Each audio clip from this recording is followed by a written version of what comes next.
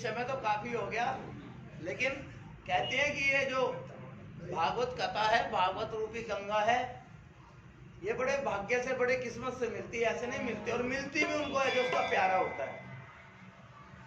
Light नहीं आ रही, थोड़ा दिक्कत है, लेकिन क्या तो उसी की मर्जी हो। ये कुछ कल कह रहे थे आते हुए, बोला बारिश नहीं होगी। मैंने कहा गर्म कपड़े रख देना, पता लगे पहले दिन ही बादल होंगे, वो काम हो चुका है। बोले बाकी यारी लाल की, इसलिए पता नहीं किसके मन से किसके भाव क्या निकल जाए। आइए, होगा वही जो प्रभु रच राखा, कर है तरक बदा वही शाखा। बड़ी सुंदर रचना कही है कि होगा वही जो उसने लिख रखा है, जो भाग्य में है वही मिलने वाला है। तो उतनों को ही मिलेगा जिनके भाग्य में है। जो पहुंचे हैं वो रुदौर यमुनानगर से पहुंच गए, और जो नहीं आ रहे वो सड़क पार से नहीं आ रहे। तो इसका मतलब यह है कि यहाँ वही पहुंचता है जिसको वो बुलाता है, जिसका संदेशा देता है वही आता है, उससे ज्यादा। इसलिए उसने पहले कहा ये चार ही दरे होता है, उसको ज्यादा लाने की भाई इतने ही आने हैं, बेचिंत रहो। तो वो अपनी व्यवस्था, वो परमात्मा, ये प्रकृति है जो संसार बना है, ये अपनी मर्यादा के अनुसार चलता है। हमें नहीं पता, लेकिन उस परमात्मा को सब पता है कि कब क्या होने वाला है। आइए, जितने भी समय है उस परमात्मा के श्री चरणों में उसका गुणगान करते चलते हैं। भागवत कथा का प्रथम श्लोक है। उससे पहले मैं इस व्यासपीठ से जहां तक भी मेरी आवाज आ रही है, उन सभी आत्माओं से निवेदन करना चाहता हूं कि वो आकर अपना स्थान ग्रहण करें। मैंने स्थान दे दिया है पास में उनको। और उसके बाद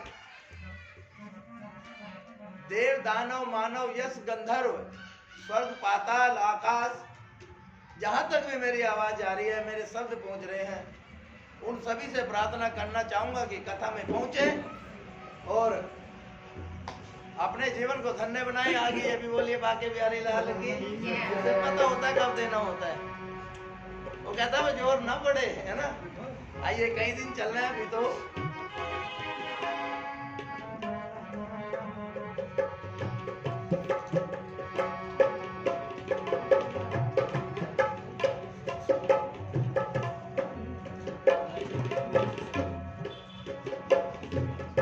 आपके गांव की ऐड तो बहुत दूर तक होगी। इससे पहले हम अर्जा हेड़ी थे गांव में, वहां कथा चल रही थी। तो कई बार जी गुरुआ महाराज जी अगली कथा में भी गुल्लरपुर में है। तो कह रहे कहाँ पड़ेगा, मगर जिसने पता करना है पता करके आ जाना, पहुंच जाओगे।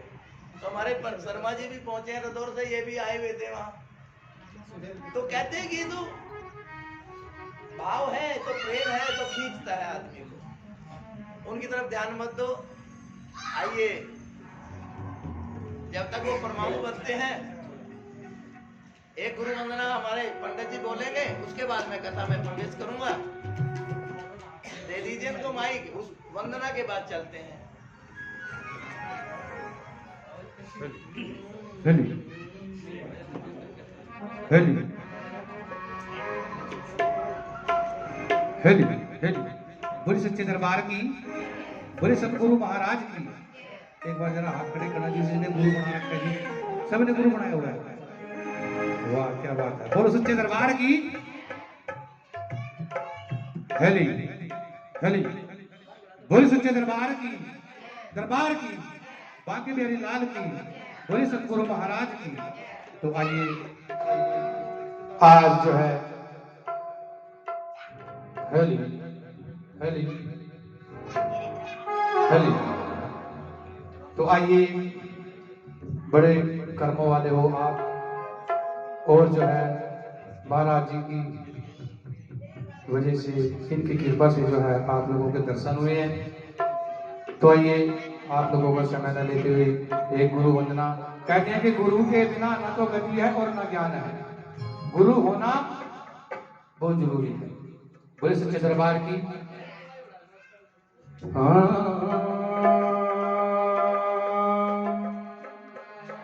गुरुर्ब्रह्मा गुरुर्विष्णु गुरुर्देवो महेश्वरा गुरुर्साक्षात् परब्रह्म तस्मै श्री गुरुवे नमः। बोले सतगुरु महाराज की। इंसान के साथ क्या जाता है?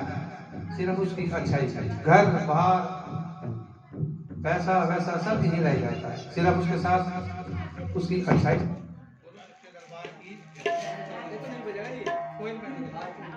बोले सच्चे दरबार की, सच्चे दरबार की। तो आइए गुरु महाराज जी के उसके बाद जैसे ही आदेश सच्चे दरबार की अपने गुरु महाराज जी का नाम जपते हुए यही कहना है। वो नाम जप ले गुरु का नाम जप ले,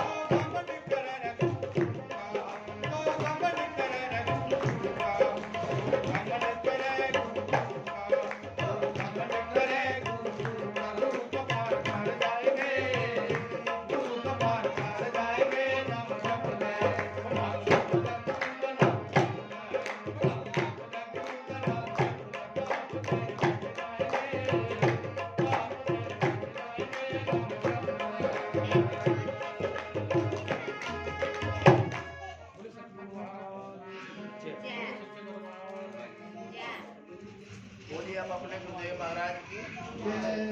ये कहते हैं कि हमारे वेद शास्त्र भी कहते हैं कि गुरु ब्रह्मा गुरु विष्णु गुरु देव महेश्वरा गुरु साक्षात पार ब्रह्म ये न तस्मै श्री गुरुवे नमः।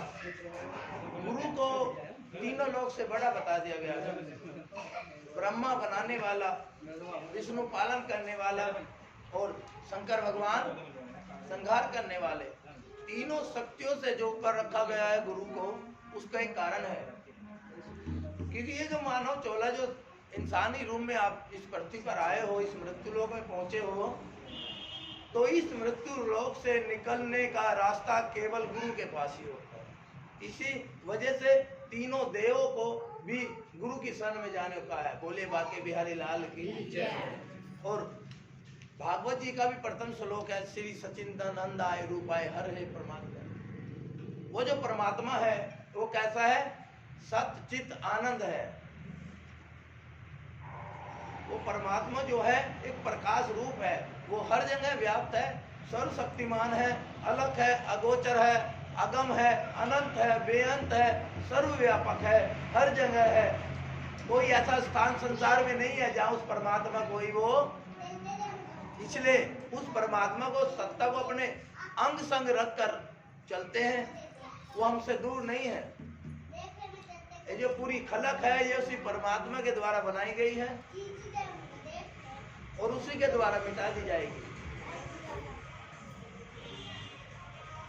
ये भागवत क्यों लिखी गई, किसने लिखी, इसके पीछे कारण क्या था? केवल भागवत सुनकर घर चले जाना बड़ी बात नहीं है। आप में से जो लोग हैं, जितने भी काम आए हैं, मुझे लगता है घर घर वाले ही हैं। अभी एक दो और होंगी, कोई बात नहीं। शेर तो कम ही होता है ना जंगल में, धीरे धीरे बढ़ते हैं, बढ़ जाएंगे। बोले बाके बिहारी लाल की। भागवत क्यों लिखी गई, किसने लिखी और इसके पीछे तात्पर्य क्या था? केवल श्लोक पढ़कर चले जाना, सबका अपना तरीका होता है भागवत कहने का, सुनने का। शायद मेरा जो तरीका है थोड़ा अलग है, इसलिए जो अच्छा लगे उसको गांठ बांध कर लेकर चले जाना, और जो समझ ना आए उसे यहीं छोड़ देना जहां बैठे। बोले बाके बिहारी लाल की।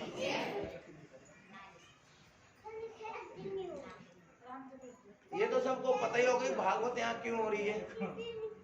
मैं तो नाम भी नहीं जानता उसका, कहाँ है वो? यही है, घर पे है, छोटे वाला, बड़ा नहीं। क्या नाम है उसका? ज्ञानिश नाम। चलो ज्ञानिश भी अच्छे है, ज्ञान तो आया नहीं, साग तो आएगा। बोले बाकी बिहारी लाल। ये आत्मा है यहाँ जिसने जन्म लिया इस धरा पर, और जिसके कारण ये भागवत कथा आपको सुनने को यहाँ मिली है। आज पहला दिन है, थोड़ी सी व्यवस्था है, कल कोशिश करेंगे वो भी ले आएंगे। क्या बोलते उसको, जिन्हें तो नहीं आए तो ले आएंगे। बोले बाके बिहारी लाल। आइए, आज जिसके भाग्य में जितना है, जितना कुछ मिलना है उसको उतना ही मिलेगा। जब आएगी तो आ जाएगी, वो अपना समय दे देता है।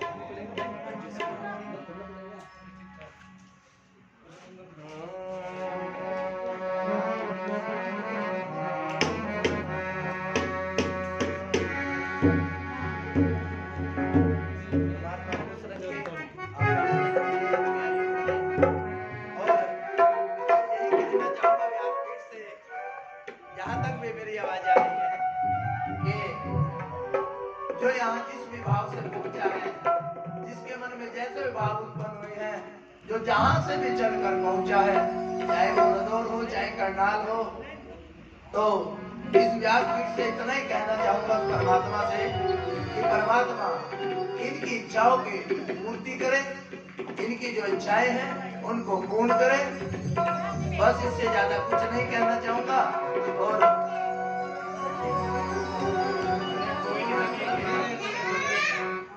कहते हैं कि ये कथा केवल आप लोग नहीं सुन रहे, ये कथा केवल आप लोग नहीं सुन रहे। कहते हैं भागवत जहाँ होती है परम लोक तक की आत्माएं वहां पहुंच जाती हैं। वो स्थान एक गंगा के समान हो जाता है जहाँ ये भागवत सुनी और सुनाई जाती है। तो आप नगरवासी, गुल्लरपुर वासी बड़े भाग्यशाली हो कि जो भागवत कथा है 7 दिन के लिए जो आपके नगर में पहुंची है, आपके घर पहुंची है, तो इस अवसर का लाभ जरूर उठाएं। कहते हैं कि बड़े भाग मानुष तन पावा, सुन दुर्लभ सब ग्रंथन, असुर और सुर देवताओं को भी ये दुर्लभ है।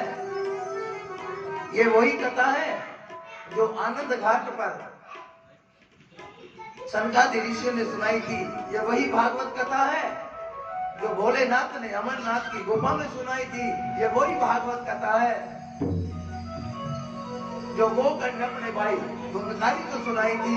ये वही कथा है जो राम जी ने सुनाई थी। ये वही कथा है जो ब्रह्मा जी ने नारद जी को सुनाई थी। और ये वही कथा है जो आज आपके गांव में जिसकी शुरुआत हुई है, कथा वही है। समय समय पर बदलती रहती है। हाँ, परिस्थिति भी आएगा थोड़ा आगे, अभी जन्म नहीं हुआ तो कल। बोले बाके बिहारी लाल की। आइए, जहां तक भी मेरी आवाज आ रही है, नगर वासियों से निवेदन करना चाहूंगा, प्रार्थना करना चाहूंगा कि ये जरूरी काम तो चलते ही रहते हैं। आज थोड़ी देरी होगी तो कल से कथा ठीक कुछ ही 1 बजे से 4 बजे तक होगी। आज जितना भी तुम्हारे भाग्य में है, कहते हैं कि उतना ही मिलता है जितनी हमारी झोली होती है, जितनी हमारी क्षमता होती है। तो आइए विलंब न करते हुए चलते हैं 2 संत गुरु के श्री चरणों में। संत में गुरु ब्रह्मानंद जी सभी जानते होंगे उनके बारे में, तो ऐसा तो नहीं है कोई नहीं जानता। ये ऐसे ब्रह्म ज्ञानी हुए हैं, ज्यादा समय नहीं हुआ। उनका एक भजन है छोटा सा, 2 लाइनें उनकी बोल कर चलूंगा, उसके बाद कथा की तरफ चलूंगा। बच्चों को बैठा लो, इनको बैठ जाओ भाई। देखो ये जो रूप है ना, कहते हैं कि बच्चों में परमात्मा बसते हैं, क्योंकि चालाकी नहीं होती, घमंड नहीं होता, वहम नहीं होता, इन्हें कोई लेना देना नहीं क्या हो रहा है। अब यहाँ कोई जो थोड़े है बड़े हैं उनको तो पता है 100 का 50 का नोट है, जो बिल्कुल छोटे हैं उन्हें पता ही नहीं क्या है। अब उधर सोना फेंक दो, इनके लिए 0 है सोना। चांदी फेंक दो, वो भी 0 है। हीरे फेंक दो, वो भी, इन्हें मतलब ही नहीं हीरो से, सोना से, चांदी से। हाँ, जिसको ये जानते हैं पैसे हैं वो तो उठा लेंगे, खाने का कुछ होगा वो ले लेंगे, उसके सिवा कुछ नहीं जानते। तो कोशिश करनी चाहिए कि अपने जीवन में भी मन से बच्चा बना रहना चाहिए। बोले बाके बिहारी लाल की, मन से बुद्धि से बच्चे बन के रहो तो ज्यादा तकलीफ नहीं होती। आइए, एक बड़ा प्यारा भजन है उनका, तो उनके श्री चरणों में अभी थोड़ा आभास हुआ था मुझे, कुछ आत्माओं का कुछ शक्ति होगा, तो मन किया कि उनका जिक्र भी करता चलूं। एक चरखा होता है, ब्रह्मानंद जी ने शरीर को चरखा बताया है। कुछ ने चलाया होगा चरखा, आप में से जो बुजुर्ग हैं उन्होंने देखा है चरखा होता है, साथ में रुई होती है, उसे काटते रहते। अब तो नहीं रहे, अब तो ना तो चरखे रहे और ना चरखड़े आले रहे, ना चलाने वाले ना चलने वाला। आइए, कि चरख रे आ रही तेरा चरखा बोल रहा है, ओम नाम तू जप ले। बड़ा प्यारा भजन है। आइए, सिर्फ स्थाई अंतरा लेकर चलेंगे।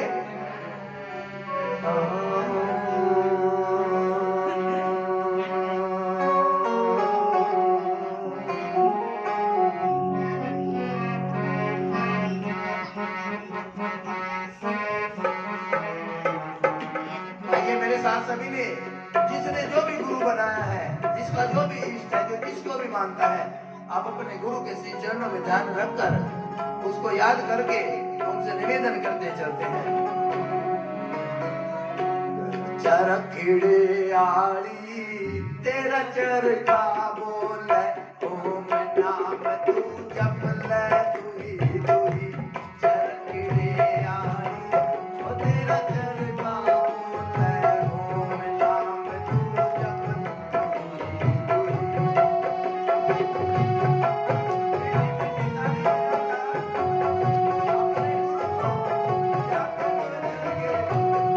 तुही।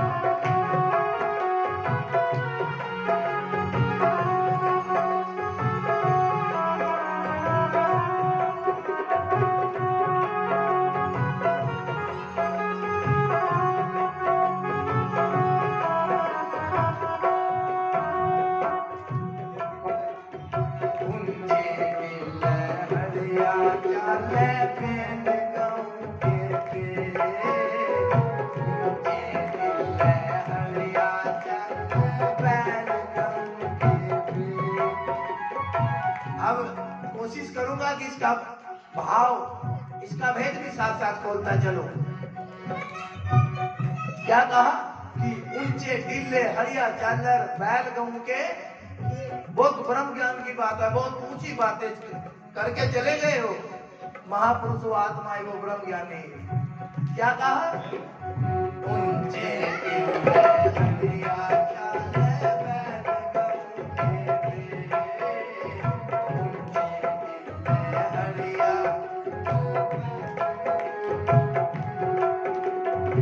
आई झूले पालना है, आई झूले पालना है, रोटी जाली के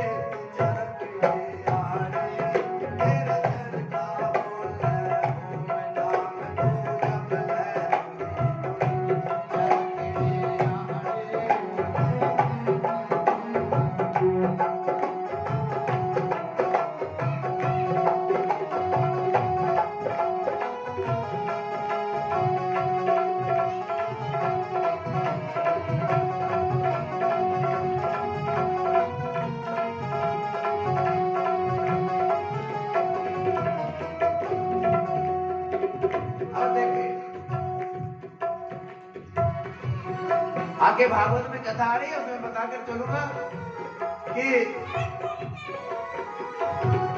ये जो शरीर मिला है, ये जो जीवन मिला है, ये जो सांसें तुम्हें गिनती की मिली हैं, ये ऐसे नहीं मिली। कई जन्मों की तपस्या के बाद ये मानव का शरीर मिलता है, ये जीवन मिलता है। और जरा सोच कर देखिए कि कोई 60 साल का बैठा है, कोई 40 का, कोई 20 का, कोई 30 का। ये जो जितना जीवन तुम्हारा बीत गया, चला गया, बच्चों की परवरिश करने में, परिवार को पालने में, घर गृहस्थी में, जोड़ने में, गंवाने में, तो आज तक आप लोगों ने पाया क्या है? भागवत का मतलब जागृति पैदा करना। सोते हुए जो नींद में सो रहे हैं उनको उठाना, जगाना। गुरु ब्रह्मानंद जी यही तो करके गए, और उन्होंने कुछ और थोड़ी किया है। जितने जागे जागे, जो सोए पड़े तो सोए पड़े हैं। क्या कहा उन्होंने? चरखा मतलब ये शरीर जो है, ये पंच तत्व से जो बना है, ये चरखे जैसा बना है। और जो काट रहे हैं, हम काट रहे हैं, और सांसों की जो डोरी घूम रही है, उसको प्रत्येक व्यक्ति, प्रत्येक जीव 24 घंटे निरंतर चल रहा है चरखा। और जो बैल होता है, गांव के पेट का मतलब है जब हम गर्भ में आते हैं, इस मृत्यु लोक में व्यक्ति 9 महीने मां के गर्भ में रहता है। कहते हैं कि उस समय कौन करार करता है, फिर भूल जाता है। संतों की अपनी महिमा होती है। तो गुरु जी ने भी क्या कहा है? चरखे आड़े तेरा चरखा बोले, ओम नाम तू जप ले। चरखे आड़े तेरा चरखा, ये जो सांसों का चरखा चल रहा है, इसको कहा है उन्होंने ये जो चक्कर है, ये खाली ना जाए। जितना भी समय परमात्मा ने दिया है, उस परमात्मा का नाम ले लिया जाए।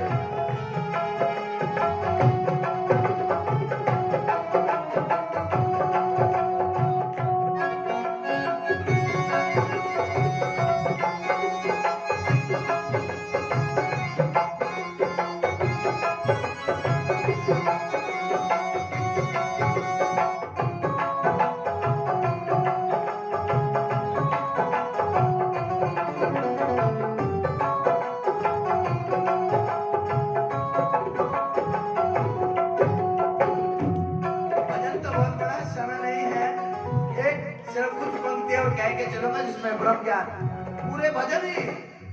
अगर कोई इस भजन का एक शब्द भी पकड़ लेता है तो मैं चैलेंज करके कहता हूँ व्यासपीठ से, उसका जीवन बदल जाएगा। गुरु ब्रह्मानंद जी ने तो पूरे भजन की बात, मैं कहता हूँ इसका एक भी शब्द अगर किसी के जीवन में उतर गया, जो इस शब्द को समझ गया, भागवत कोई कहने की चीज नहीं है। भागवत तो मानने की चीज है। सुन तो संसार रहा है, सुन नहीं रहे क्या? ये जो पेड़ पौधे ये नहीं सुन रहे, ये प्रकृति नहीं सुन रही, ये जो पशु पक्षी जीव जलचर नवचर सुन रहे हैं ना। कुछ इस जल के अंदर जो जीव पड़े हैं वो भी सुन रहे हैं, कुछ आकाश में उड़ रहे हैं वो भी सुन रहे हैं, कुछ आसपास में है वो भी सुन रहे हैं, सभी सुन रहे हैं ना। लेकिन केवल मनुष्य को ही ये समता इस जीवन में मनुष्य बनकर इस परमात्मा को पाया जाता है, और कोई रास्ता। गुरु जी यही तो कह रहे हैं। तो जितने सत्संग कीर्तन कथाएं भागवत जप तप नाम जो भी चल रहा है, उसका केवल उद्देश्य यही है कि इस मृत्यु लोक से जब हम जाएं, इस शरीर को जब त्यागे, जब छोड़ना पड़ेगा, तो कहां से आए हैं, कहां को जाना है, किससे मिलना है, और हम यहाँ आए क्यों थे, और यहाँ से जाना कहाँ है। राजा परीक्षित के यही सवाल है। आगे कोशिश करेंगे भागवत में बता के चले। चरखड़े आड़े तेरा चरखा बोले, ओम नाम तू जप ले। चरखड़े आड़े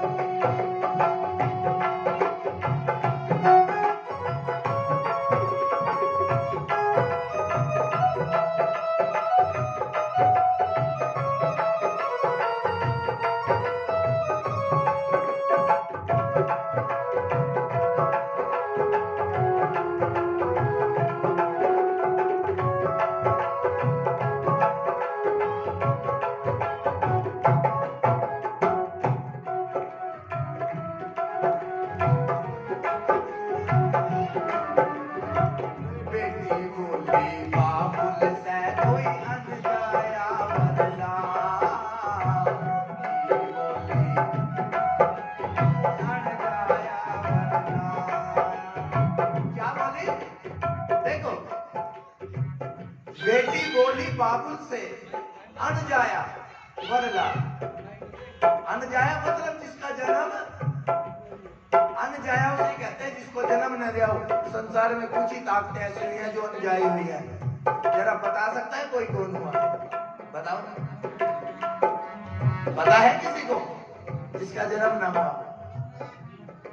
कबीर साहब ऐसे हुए जो अनजाए थे। कबीर साहब ऐसे हुए हैं। राधा जी ये जो बरसाने वाली खड़ी है, ये भी अपने बाके बिहारी।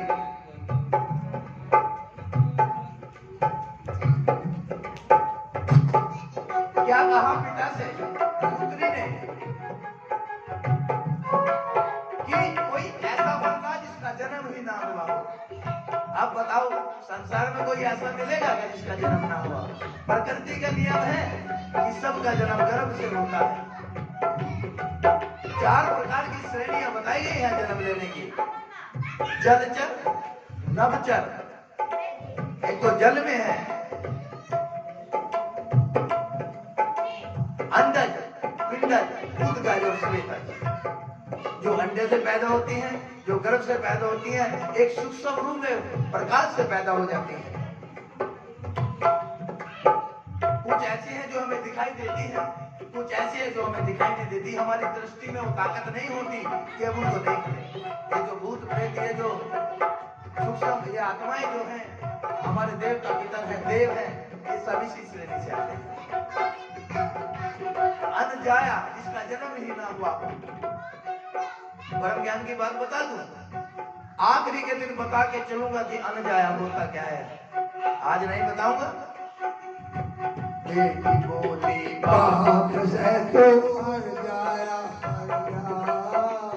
बेटी बोली बाबुल से कोई अनजाया, अनजाया मर नहीं मिला तो मेरा तेरा प्यार।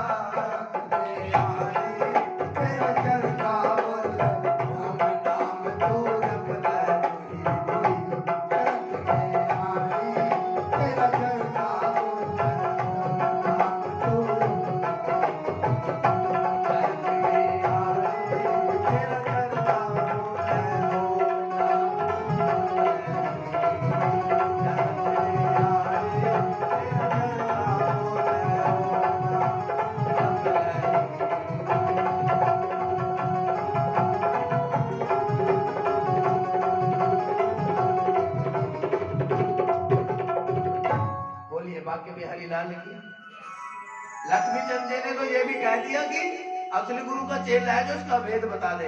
अंत में पंक्तियों में आया है, लेकिन बड़ी गहरी बातें, बड़ी ज्ञान की बातें, बड़ी गूढ़ बातें हैं।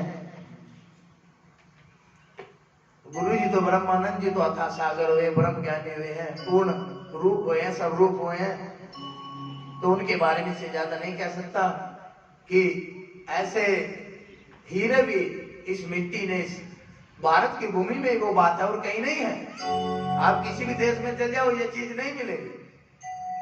मिट्टी तो वहां भी है, मकान वहां भी है, गाड़ियां वहां भी है, व्यक्ति वहां भी रह रहा है, हमसे ज्यादा सुख सुविधा है, पर वो भूमि।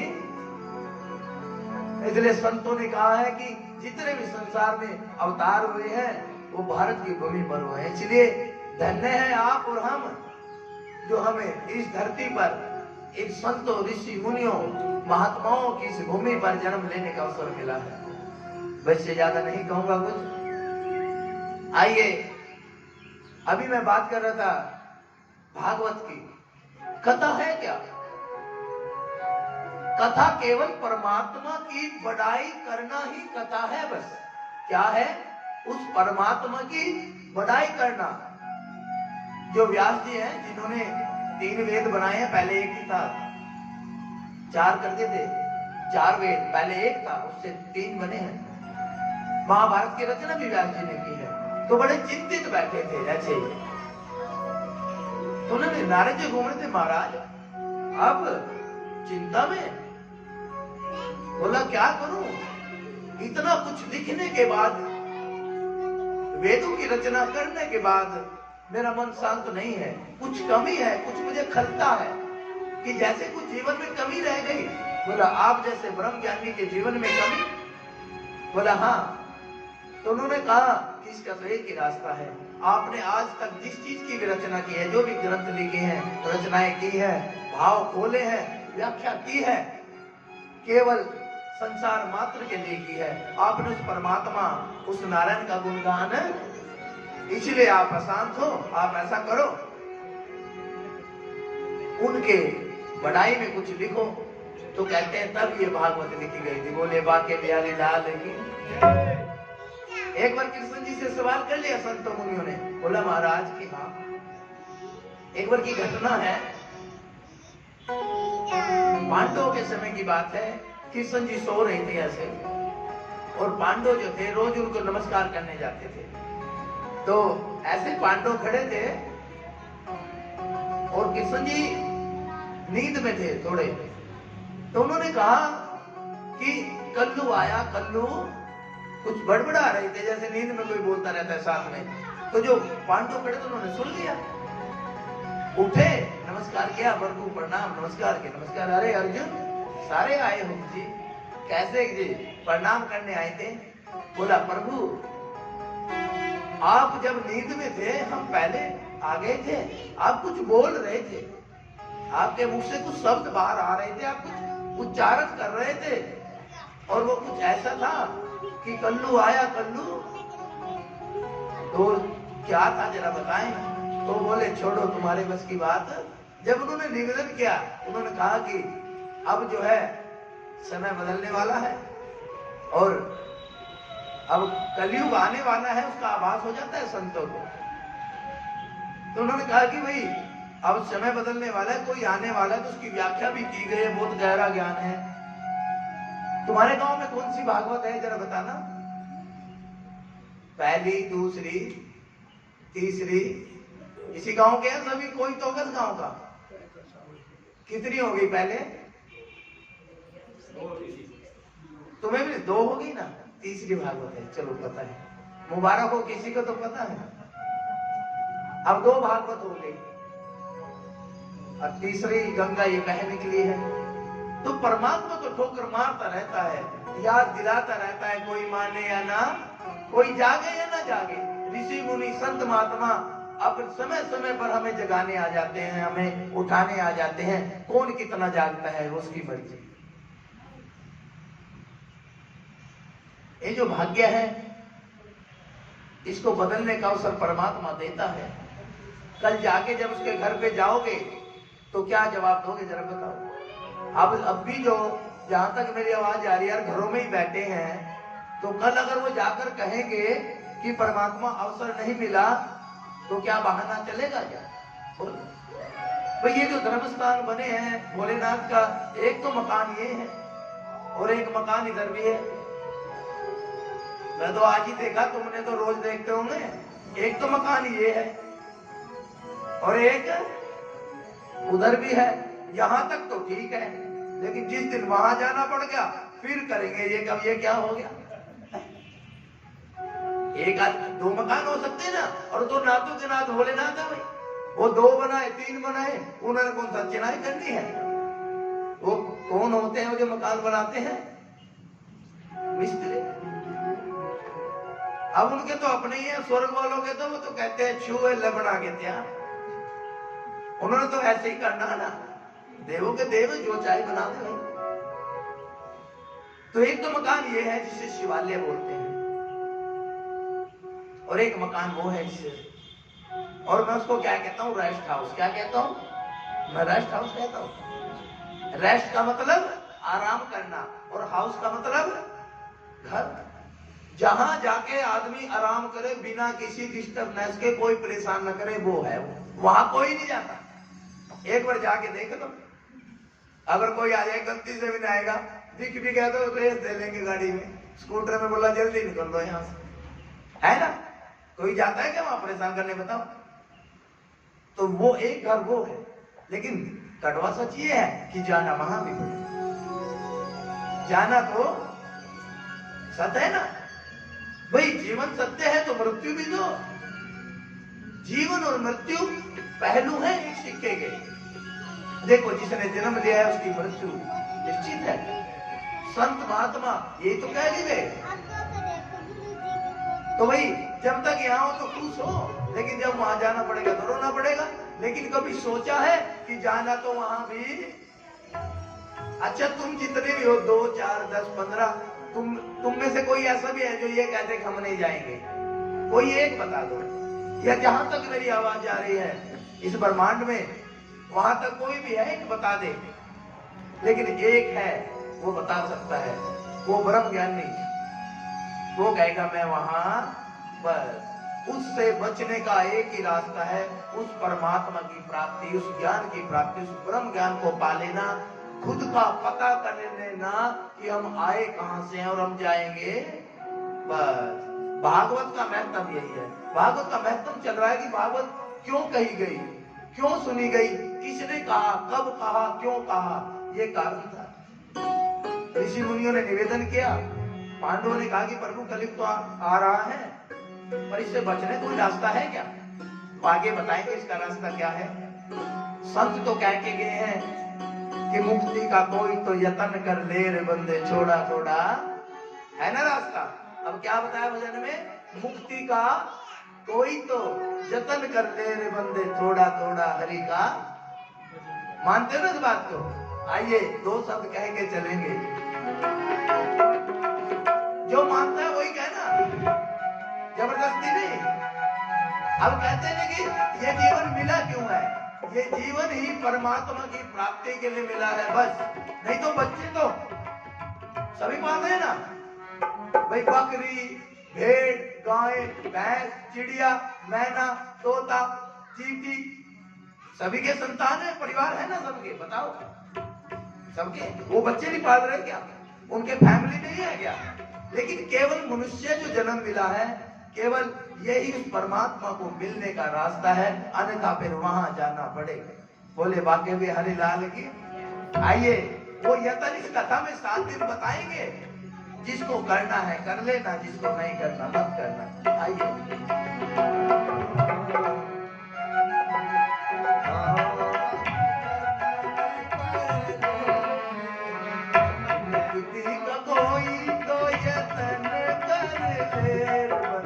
थोड़ा थोड़ा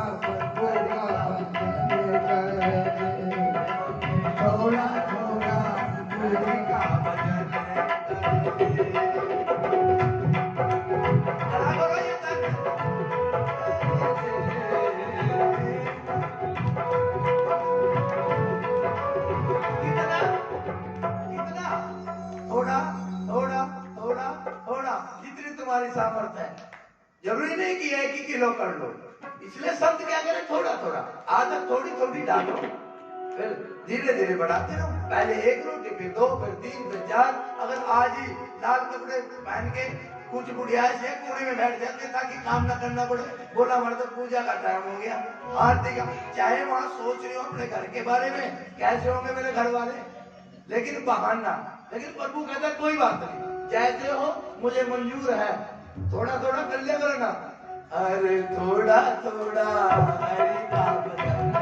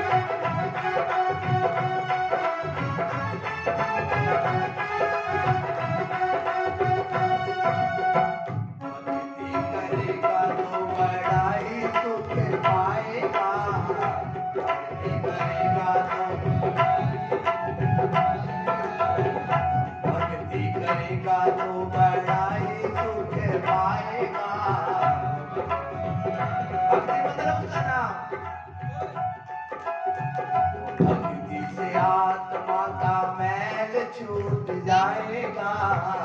भक्ति से आत्मा का मैल छूट जाएगा। भक्ति करेगा तो बड़ा ही सुख पाएगा।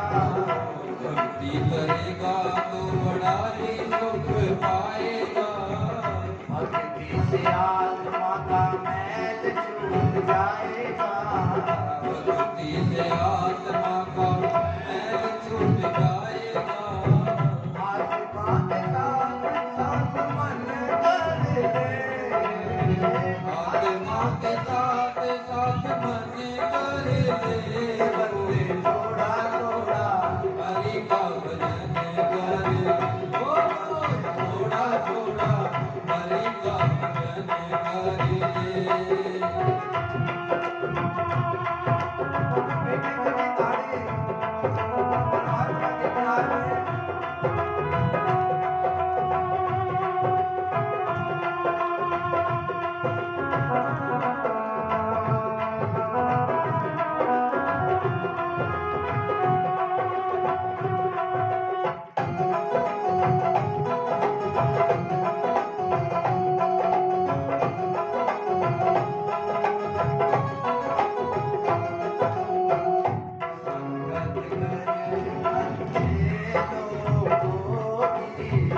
संगत करे अच्छे लोगों की, संगत करे अच्छे लोगों की, संगत कर अच्छे लोगों की, दवा मिल जाएगी सभी रोगों की। दवा मिल जाएगी सभी रोगों की। किसकी संगत करने की बात कही है? अच्छे लोगों की, संत की, महात्मा की, महापुरुषों की, अपने बड़ों की, बुजुर्गों की। लेकिन बड़े बुजुर्ग के पास तो बैठना ही हम पाप समझते हैं। एक समय था जब बैठक होती थी, बाहर गांव में तो अब भी है, शहरों में देखने को नहीं मिलती। बैठक होती थी, बड़े बुजुर्ग उसमें बैठते थे। वहां बैठते तो बाहर से 2-4 लोग और भी इकट्ठे होते थे। हम जब होते थे हम भी वहां जाके बैठते थे। पहले पैर दबाते थे बड़ों के, वो बातें सुनाते थे अपने जमाने की, हम ऐसे थे, हम ऐसे थे, अब गाड़ी हो गई, हम पैदल चलते थे, हमने तुम्हें कैसे पाला है। ज्ञान मिलता था, ज्ञान की वृद्धि होती थी, बुद्धि सतर्क होती थी। अब ना वो बड़े रहे ना वो बैठने वाले रहे। बड़े तो हैं लेकिन एक चीज बढ़ गई कलयुग में, अहम आ गया। अब जो छोटे हैं ना वो खुद बड़े हो जाते हैं। बड़ा कुछ कहे कि बेटा इस काम कैसे कर लो, तुम्हें कुछ नहीं पता, तुम हो पुराने, तुम पुराने जमाने के हो, अब नया जमाना है, बेइज्जती कराओगे क्या? वो कहेंगे थोड़ा हाथ थाम के खर्चा कर ले, शादी विवाह का सीजन है। बोले तुम्हें क्या पता है, तुमने देखा है क्या कुछ? तो वो कहते हैं भाई कोई बात नहीं, कभी बैठा करो बड़ों के पास, अच्छे लोगों के पास, महात्मा के पास। पहले डेरे होते थे ऐसे, पूरा गांव के जो लोग थे इकट्ठे होकर वहां संत महात्माओं के पास बैठते थे। अब ना वो संत रहे, ना वो महात्मा, ना वो बैठने वाले, ना वो सुनाने वाले रहे, और ना वो लोभी गुरु, लालची चेला। और नरक में दोनों ठेला में, उसका गुरु लोभी है, लालची है, तो शिष्य क्या हो? तो आज का जो समाज है, 5 उंगलियां एक जैसी नहीं, तभी है क्या 5 उंगलियां? तो सभी को एक जैसा कहना भी मर्यादा है। हाँ, अच्छे बच्चे कुछ कम है, गिनती के हैं, लेकिन है ना भाई, जंगल में शेर भी तो गिनती के होते हैं। तो शेर होता है। कहता है संत, जल, अग्नि, राजा, इनसे बच के रहना चाहिए। भोले बाबा के बिहारी राम की। अग्नि के पास जाओगे जला देगी, जल के पास जाओगे डुबा देगा, राजा जिसको चाहे सूली टांग दे। कर दी ना 2000 के नोट बंद, बताओ क्या कर लिया? मोदी जी ने 2000 के नोट रात को बंद कर दिए थे। क्या किसी में हिम्मत है रोकने की? क्योंकि वो राजा, इसलिए राजा, फकीर, संत एक ही बात है, जल, अग्नि, इनके पास नहीं जाना चाहिए। अगर जाओ तो वो सामर्थ्य लेकर जाओ कि तुम बच जाओगे। इसलिए कहते हैं इनसे दूर ही रखनी चाहिए, फक्कड़ से, फकीर से, महात्मा से। गलत नहीं होते। मैं ये नहीं कह रहा नहीं जाना चाहिए, मर्यादित रहना चाहिए। सही कह दिया, जब ये देता है तो ढेरों के ढेर देता है, और जब लेता है तो चमड़ी भी। तो ऐसे ही संत होता है, इस पर रुजू हो जाए। सुदामा जी पे हो गए थे ना रुजू 3 मुट्ठी चावल में, वो तो लक्ष्मी जी ने हाथ पकड़ लिया था, नहीं तो 30 लोग भी दे देते। बोला क्या कर रहे हो, 2 तो दे दिए, 1 लोग तो इस संसार के लिए छोड़ दो, आपकी तो जिम्मेवारी है लोगों का पालन करना, रोटी की व्यवस्था करना नारायण जी का काम है, विष्णु जी का। ये डिपार्टमेंट किनका है, इनका है। तो लक्ष्मी जी ने हाथ पकड़ा था वहीं, जब सुदामा ने चावल छुपो लिए थे ना, और वो ऐसे पोटले में छुपो रहा था कि क्या कहेगा, ये इतना बड़ा राजा, मैं गरीब, इसने मुझे मित्र मान लिया, वो ही बहुत बड़ी बात है इस समाज के सामने।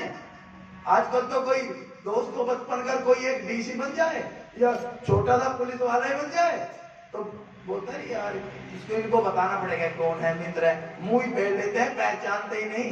तो उसने कहा इतने बड़े राजा, 3 लोक के स्वामी, आपने कम से कम रानियों के सामने मुझे पहचाना था, पूरे समाज के सामने मुझे गले से लगा लिया, और क्या चाहिए। अब ये छोटी सी भेंट कैसे दिखाऊंगे, फटी हुई सी धोती थी बेचारे की, गंदी सी उसमें बांध रखी। यहां से एक भाव भी आता है, संत के दरवाजे पर, मंदिर में, गुरुद्वारे में, कथा में, भागवत में, सत्संग में, कीर्तन में, और पुत्री के घर और रिश्तेदारी में कभी भी खाली हाथ। अगर बेटी के घर जा रहे हो, 1 दर्जन केले ले लो। मंदिर में महात्मा से मिलने जा रहे हो, कुछ और नहीं है, फूल ही ले लो। खाली हाथ कहते हैं कि ये वो स्थान है कि जहां जैसे जाते हो वैसे ही मिलता है, बोले भाग्यशाली लाल। ये तो वो कुआं है, ये तो वो समुद्र है जिसमें जो डालोगे तुम्हें वापस। ये तो कर्म भूमि है जीवन, इसमें जैसा तुम बोओगे वैसे तुम सब तैयार कर लोगे। आज बोओगे कल वैसे ही काटने को। इनकी तरफ ध्यान मत दो, ये अपनी मस्ती में मस्त है। इसलिए कथाएं क्या कहती है, संत महात्मा। अच्छा कोई कैसा भी हो, कोई ये कहता है कि तू बुरे काम कर, कहता है कोई, संसार में कोई भी नहीं कहता। तो अगर कोई बुरा भी है तो हमें तो अपने से मतलब है ना, अपने जीवन को सुधार के चलो, अपने जीवन में परिवर्तन लाओ, यही तो भागवत है। भागवत सुनकर अब करने का तो मैं भी इसको संस्कृत में उच्चारण कर सकता हूँ, और उच्चारण करके वैसे ही तुम्हें सुना दूंगा, ना तुम्हारे पल्ले पड़े ना मेरे पल्ले। संत का मतलब होता है सद जाना, सरल। संत की परिभाषा है सरल हो जाना, जो खुद भी सरल हो और जो सुनने वाले को सरल कर दे। बड़ी से बड़े शब्द को ऐसे बता दे कि समझ में आ जाए। तो संत का मतलब है सूत्र देना। गुरु कोई शरीर थोड़ी है, गुरु का मतलब है कि अंधेरे से प्रकाश की तरफ ले जाए, वो गुरु है। गुरु कोई भी हो सकता है। जहां हमने काम सीखा वो हमारा वो गुरु, जहां हम स्कूल में शिक्षा प्राप्त की वो गुरु, जहां हम पैदा हुए सबसे पहली गुरु माता होती है, माँ गुरु। उसके बाद स्कूल में गए अध्यापक गुरु, उसके बाद जहाँ रोजगार सीखा, काम सीखा, फिर वो गुरु। उसके बाद एक और आ जाती है पत्नी गुरु, वो भी गुरु ही है। पत्नी भी गुरु का काम करती है। ध्यान रखना, समय समय पे मैं समझाती है ना, सही नहीं है, गलत है। देखो स्त्री को परमात्मा ने जो ताकत दी है किसी को नहीं। पहली तो कि स्त्री बनना ही बड़ा मुश्किल है, स्त्री बनना बड़ा मुश्किल है। किसी दिन बन के देखना, पता लग जाएगा। रोटी में हाथ जला के बैठो, बच्चों को थाम के देख लेना जरा एक दिन, घर पे रह के इतवार के दिन पता लग जाएगा कितना मुश्किल काम है। हम 8-9 बजे उठते हैं, वो बेचारी 4 बजे उठती है। आज की का तो नहीं पता, लेकिन जो आज से 5-10 साल पहले कुछ माताएं ऐसी हैं आज भी 4 बजे उठ जाती है। और हम 8 बजे हमें चाय भी देती हैं, बच्चों को खाना भी देती हैं, कपड़े भी देते हैं, नौकरी जाते हैं टिफिन भी देती हैं, फिर शाम को आते हैं फिर चाय कपड़े। इतना कुछ संभालने के बाद भी केवल स्त्री ऐसी ताकत है संसार में परमात्मा ने बनाई है जिसके चेहरे पे से कर रहे हो। बड़ा मुश्किल है बनना भाई, जरा बन के देखो ना। भोलेनाथ बने थे एक बार, आगे पता लगेगा रास में, और वृंदावन चले गए थे। आज भी वो स्थान है जहां भोलेनाथ आश्रम में गए थे, एक बरी बने थे, कान पकड़ लेते। आज के बाद भोला माता ने कहा था देख लो ना बन के स्त्री, तो इसलिए बड़ा मुश्किल था। ये जो त्याग, समर्पण, भक्ति, भाव, प्रेम, ये सब स्त्री में गुण है। अगर थोड़ा सा इमोशनल कर दो, अपने बेचारी सारा ले, बाबा ले जा 500 का नोट, कोई बात नहीं। दान देने में भी कई गुना आगे, सहनशीलता में भी, पति कैसा भी हो, कितना भी निकम्मा हो, रोज दारू पी के आता हो, नाली में गिरता हो, फिर भी संभालती है ना। एक बार आ जाए स्त्री पी के, उस दिन कहेगा चल घर से बाहर। तो इस कितनी सहनशीलता है भाई, ये स्त्री भी तो हो सकती है। और परमात्मा ने भी एक बात कही है कि संसार में अगर मैं अवतार लूंगा तो मां बनने का अधिकार भी स्त्री को ही होगा। बोले बाके बिहारी लाल। उस परमात्मा को भी मां की जरूरत पड़ती है। इतना बड़ा ओहदा एक स्त्री को दिया गया है परमात्मा ने, और जब वो इतना बड़ा ओहदा दे रहे हैं और हम घर में बैठा के मारपीट करते हैं, गाली देते हैं, दारू पी के मारते हैं, तो भाई भागवत का मतलब ये थोड़ी श्लोक पढ़र बंद करके चले गए। तुम जो हो, तुम जो बने बैठे हो,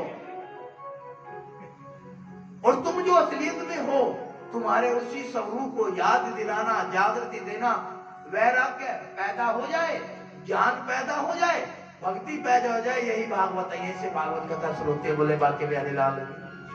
कहते हैं कि वृंदावन धाम में ऐसे भीड़ लगी थी जैसे आप बैठे हो, लोग देख रहे थे तमाशा, तो नारद जी घूम रहे थे। बोला अरे ये भीड़ कैसी भैया? बोले जी कुछ नहीं, एक स्त्री है और लगता है उसका दिमाग चल गया, थोड़ा सा बहकी बहकी बातें कर रही है।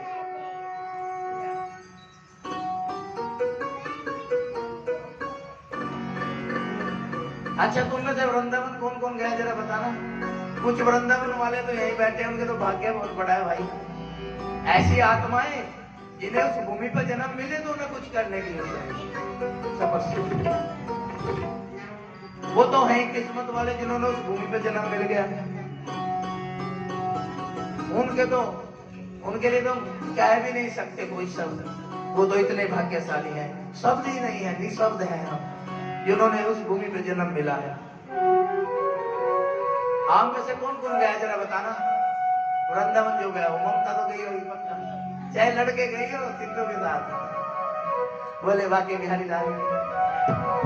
इनका परिवार बड़ा अच्छा है सारे। अच्छा एक ही गया, बस और कोई नहीं गया। अरे जीवन मिला है कम से कम, वो और कुछ नहीं, जन्म तो हमारे भाग्य में है ही नहीं। ये तो हमारी बहनें बैठी हैं सामने, वृंदावन वाले यहीं आ रखे, तुम्हारे तो गांव में उनके चाहिए। इनके साथ ही जानकारी करके इनके घर ही घुमाओ, वृंदावन भी घूमना हो जाएगा। दोनों काम एक पंथ दो का। भाई इस जीवन में कम से कम उस भूमि के दर्शन तो करो जहाँ उस परमात्मा ने स्वयं आके उन आत्माओं के बीच जो रहे हैं। इतना तो कर ही सकते हो ना। कौन कौन जाना चाहेगा वृंदावन बताओ, कौन कौन जाना चाहेगा तुम में से? पैसे नहीं लगते बोले बाकी बिहारी लाल के। चलो कभी अवसर मिला, मैं तो हर महीने जाता रहता हूँ। अब लॉकडाउन में तो नहीं जा पाया, हर महीने जाता रहता हूँ। वृंदावन, वृंदा का मतलब होता है तुलसी का एक नाम वृंदा भी है। एक कथा थे वृंदा की, अब समय नहीं फिर बता के करूंगा। वृंदा जमावन, तुलसी, तुलसी का वन। तुलसी मतलब ये आत्मा, और वन ये जो संसार है, ये वन है। ये जो आत्मा है इस संसार में विचरण कर रही है। जैसे भी इसे मौका उस परमात्मा से मिलने का मिलेगा तो ये इस वन से निकल जाएगी। इसे वृंदावन कहते हैं। एक वृंदावन वहां है जहाँ बाके बिहारी ने जन्म लिया, लीलाएं की, और एक वृंदावन यहाँ है जहाँ तुम बैठो, और एक और वृंदावन है जो तुम्हारे अंदर है। जिसने अपने अंदर का वृंदा पहचान लिया, अपने आप को पहचान लिया, तो फिर से वहां जाने की जरूरत नहीं पड़ती। गुरु ब्रह्मानंद जी भी कहते हैं कि जिसने खुद को जान लिया उसे परमात्मा को जानने की जरूरत बाकी नहीं रहती। बोले बाके बिहारी लाल। ये जो नारद है ना, ये बड़ा खतरनाक है। ये जहां जाता है कुछ न कुछ करके ही आता है। अब बैठा था ब्रह्मलोक में, अपने पिता के पास दिमाग में आई कि कहते हैं कि पृथ्वी बड़ा अच्छा है, ये जो धरती है बड़ी अच्छी है, यहाँ पर्वत है, नदियां हैं, ऋषि मुनियों की धरती है, घूम के आता हूँ। तो वहां से चला था, वहां से सीधा वहीं पहुंचा वृंदावन में। वो जो भीड़ लगी थी, अब उसने सोचा रे भीड़ लगी है, देख लो।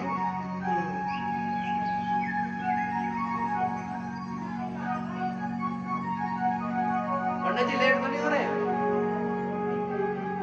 जाओ।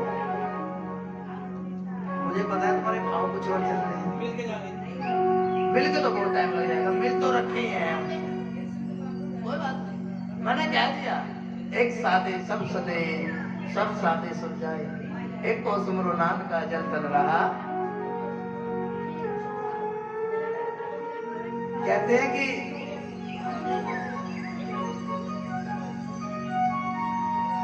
रोशनी के लिए एक सितारा ही बहुत होता है, रोशनी के लिए एक सितारा ही बहुत होता है,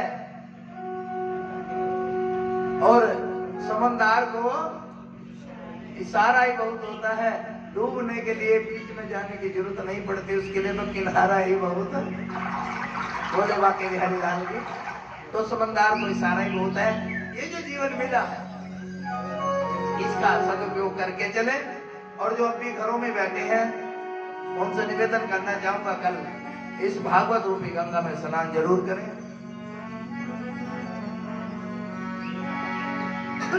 तो वो जो अब बताओ, देखो एक बात और कह देता हूं, मैं वो नहीं हूं कि यहां कहकर चला जाऊंगा,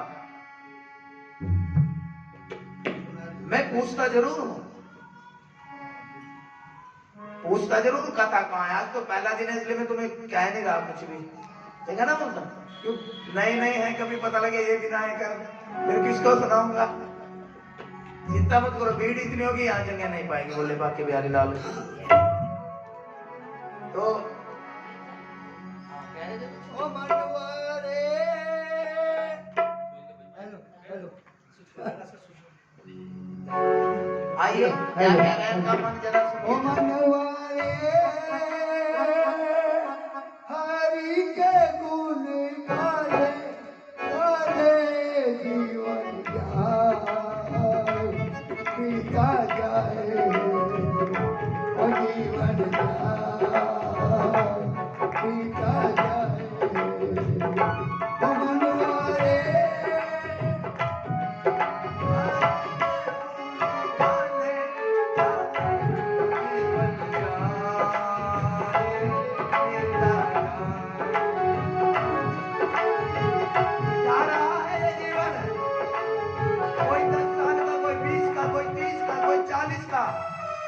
चला गया पता भी नहीं लगा। जीवन एक रेत की तरह है, मुट्ठी में कब फिसल जाएगा सोचते रह जाओगे, और जब अंत में देखोगे कि हाथ खाली मिले। बड़े ऐसे हुए हैं संसार में कि अंत में जिनके हाथ खाली थे। तू तो दिल का मेहमान है, कुछ सोच समझ नादान है, कुछ सोच समझ नादान है, मन में ईश्वर को बंदे बसाने, बसाने जीवन का पीता जाए, ओ जीवन जाए,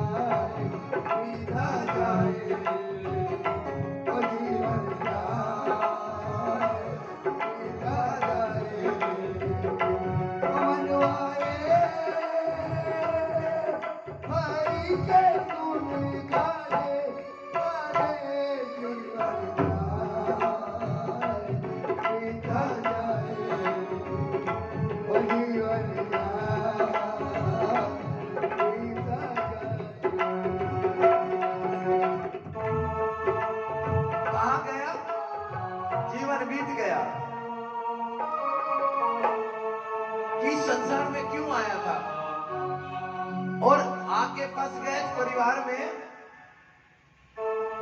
और ये जो जीवन है व्यर्थ चला गया। सिर्फ भागवत का मतलब ही तुम जो गहरी नींद में सोए हो उससे जगाना है भागवत का, यही तो कार्य है। वरना सुनते रहो, 2 कथा सुन चुके हो, फिर आज तीसरी, फिर कुछ समय बाद कोई और आएगा, फिर चौथी, फिर 5वीं, पता लगा कुछ तो 5वीं पकड़ेंगे ही नहीं, चौथी में ही। भरोसा नहीं ना? अच्छा है तो बताओ, है गारंटी? एक पल की गारंटी नहीं है। रेस्ट हाउस का कब आ जाए बुलावा, एक बार की बात याद आ गई, बता के चलो तुम्हें, समय तो हो चुका है। नारद को तो वहीं रहने दो, वृंदावन में देखने को, भीड़ देख रहा है ना वो क्या हो रहा है, हम यहाँ चलते हैं। एक बार धर्म हड़ताल यहाँ थोड़ी होती है, स्ट्राइक जिसे बोलते हैं, ऊपर भी होती है। एक बार स्वर्ग लोक में ना जो यमदूत थे उन्होंने हड़ताल कर दी। अब हड़ताल कर दी तो उससे कारण पूछा गया, भाई ये जो तुमने हड़ताल की है, तुमने काम धंधा छोड़ के बैठ गए हो, कारण क्या है? कहने लगे जी कारण तो आपको पता है, अब कलयुग है और यहाँ के जो लोग हैं ना बड़े चालाक हैं, कलयुग के पृथ्वीवासी जो है बड़े चालाक हैं, बड़ी तेज बुद्धि है। बोला हुआ क्या? बोला प्रभु आप हमें लेने भेज तो, जब फलाने का नंबर आ गया ये ले जा, लिया, हम जाते हैं, अब हम वहां पहुंचते हैं, पता लगा कि वो वहां है ही नहीं। बोला मतलब जी उनपे गाड़ी सी है कोई, मैं स्टार्ट करके साथ, हम पैदल वो गाड़ी पे, बताओ कहां तक उनके पीछे भागे। चलो वो तो हम भाग दौड़ के पकड़ भी लेते हैं, कहीं इतने चला गए, एक और 4 पहियों के उसे कार बोलते हैं, कुछ उसमें है। अब बताओ आप हमें भेजते हो कि चले जाओ फलाने गांव में, फलानी जगह, हम वहां जाते हैं, वहां से गायब। इतनी मेहनत हमारे बस की? तो तुम चाहते क्या हो कि प्रभु ऐसा है, हमें कुछ ऐसा साधन दे दो ना, कोई ऐसा साधन की व्यवस्था कर दो कि जिससे हमें भी भागना ना पड़े। बोला क्या करें? बोला फिर जो उनके पास है तुम ले लो, उनके नहीं प्रभु, उससे भी खतरनाक चीज है जो हवा में चलता है, उसे जहाज बोलते हैं, उसमें काफी लोग आ जाते हैं। बोले फिर तुम जहाज ले लो। बोला वो भी नहीं ले सकते। बोला कारण कि उसको उतारने के लिए काफी जगह चाहिए होती है, उसके लिए एक बड़ी पट्टी होती है जहां उतरता है वो। बोला उससे भी खतरनाक चीज है, एक औरत है जिसे हेलीकॉप्टर बोलते हैं, पृथ्वी वाले, उसे कहीं भी उतार लो। बोला फिर उसमें तो 4-5 लोग आते हैं, तो तुम क्या चाहते हो? बोला हमें कुछ इतना ऐसा ही दे दो जो जिसे जहां चाहे वहां उतार ले, और थोड़ा बड़ा दे दो, जिसमें 200, 400, 500 लोग, 1000 लोग आ जाएंगे। और बोला ऐसा कर दो ना कि जितने हम कहें उतनी व्यवस्था बन जाए। अब कई बार आप ज्यादा ड्यूटी लगा देते हो, मान ले 15 लोग लाने हैं आज, और एकदम से कह दो अगले दिन 200, तुम तो सीट कम ज्यादा करने में रह जाएंगे। आप ऐसा कुछ दे दो ना जिसमें जितनी सीटें बन जाए और जितनी कम हो जाए। बोला ठीक है, लेकिन कारण तो बताओ तुम हुआ क्या? बोला प्रभु अब हमारे पैदल जाना बस का नहीं, कलयुग के लोग चलाक हैं, तो कहते हैं कि धर्मराज ने कहा कि तथास्तु। क्या कहा? ठीक है, तुम जो चाहते हो तुम्हें वो दिया। तो अब याद रखना अब क्या है? कलयुग। जितने चालाक तुम हो ना, अब वो भी इतने चलाक है। पहले तो इससे पहले त्रेता हुआ, द्वापर हुआ, सतयुग हुआ, उस समय में आज से 10-15 साल ज्यादा नहीं, 15 साल पहले कहते हैं कि जब मृत्यु के दिन नजदीक आते थे तो उसके परमाणु दिखने शुरू हो जाते थे। बुजुर्ग दिखता था भी अब इसका सुनना बंद हो गया, बोलना बंद हो गया, खाना बंद हो गया, तो ये थोड़े दिन का 5-6 महीने पहले वो सब महसूस होना घर में शुरू हो जाता था। कुछ को तो आभास भी हो जाता कि कुछ बुरा होने वाला है। पहले सब चीजों का महत्व था। अब कलयुग है, पता ही नहीं लगता, पता लगा अटैक हो गया, और अब उससे भी खतरनाक बीमारी वो क्या चल रही है, कोरोना, इसका और नहीं पता लगता, घर से निकलना ही बंद कर दिया। अब कोरोना में तो है ही नहीं, है क्या जिम्मेवारी किसी की? कहते हैं कि इस कलयुग के समय में, कली काल के समय में जो यमदूत आते हैं ना, वो भी जहाज में आते हैं। ध्यान रखना, पहले तो चलते थे, चिट्ठी पा देते थे, बीमार होगा, खांसी आएगी, खाना छूटेगा तो खा के गिरते, बोला गया, बोला अब तो खाना खा के गया, बोला गया बस। अब तो धर्मराज के चेलों ने फौज बना रखी 15-20 की, पर रात को ही वस्त्रम करवा लेते हैं, पूरी लिस्ट नाम की, आज कितने आने जी पृथ्वी से, आज आने 1.5 लाख, बस भेज दे। बोला सड़क पे पकड़ के सड़क पे करो खड़े, इतना टाइम नहीं यार, जहाज में गिरे टू वहां। तो ध्यान रखना, जो इस वहम में घर पे बैठे हैं कि नहीं आएगी, तो अब वो जहाज में आता है, समय भी नहीं देगा, 1 सेकंड में ले जाएगा, बोले बाकी बिहारी ना लगी। तो इसलिए हर समय को, हर घड़ी को उसका इस्तेमाल उस परमात्मा के लिए भी करो। अपने बच्चों को पालो, उनकी परवरिश करो, गृहस्थी निभाओ, माता पिता की सेवा करो, बुजुर्गों को तो पानी का गिलास नहीं, रोटी नहीं, और आते हैं कथा में, तुम्हें कथा में आने का कोई अधिकार। लेकिन ये नहीं कि मत आए। आप अगर कोई यहाँ आ रहा है, भागवत का मतलब है कुछ सीख कर, तो यहाँ ऐसे आए बैठे और चले गए, इनको संभाल लो भैया, 2-3 है खतरनाक, बोले बाकी प्यारे नाग। अरे इनके ही है, एक तो तुम्हारे है, एक तो ममता का है, एक 2 है सारे।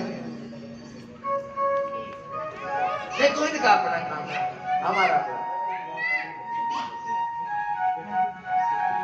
भागवत का मतलब ये नहीं, भागवत का मतलब है तुम यहाँ आ रहे हो, 2-3 घंटे बैठे हो, ज्यादा नहीं तो एक बात तो सीख कर जाओ ना, जो जीवन में उतर सके, जीवन को बदल सके। ताकि घर वाले भी पूछे कहाँ गई थी, कि भागवत सुनने गई थी, तो कम से कम कुछ अकल तो आए। 7 दिन में अगर तुम अपनी 7 बुराई छोड़ दो और 7 अच्छाई पकड़ लो, तो बस समझो कि भागवत पूर्ण होगी। बोले बाकी बिहारी लाल की। भाई यहाँ आए और ऐसे कैसे चलेंगे तो फिर पैसा देखो, फल तो मिलता है। कहते हैं सत्संग में, भागवत में, कीर्तन में, गुरुद्वारे पे, मंदिर में, पूजा पाठ में फल तो मिलता है, लेकिन अगर उसको जीवन में उतारते हैं तो कई गुना बढ़ जाता है, नहीं तो उतना ही मिलता है जितनी देर तुम यहाँ। ये तो वो नौकरी है भाई, जितनी करोगे उतनी मिलेगी। बोले बाकी बिहारी लाल। अच्छा हम कहाँ थे जरा बताओ। अच्छा तुम में से ये बताओ कि सास ससुर के पैर कौन कौन लेता है, एक बता दो है, ममता तो लेती हो, कोई भी नहीं है। जो 60 साल की बैठी है मैं उसको भी कह रहा हूँ, कोई तो है, चलो तो इनसे ही सीख लो।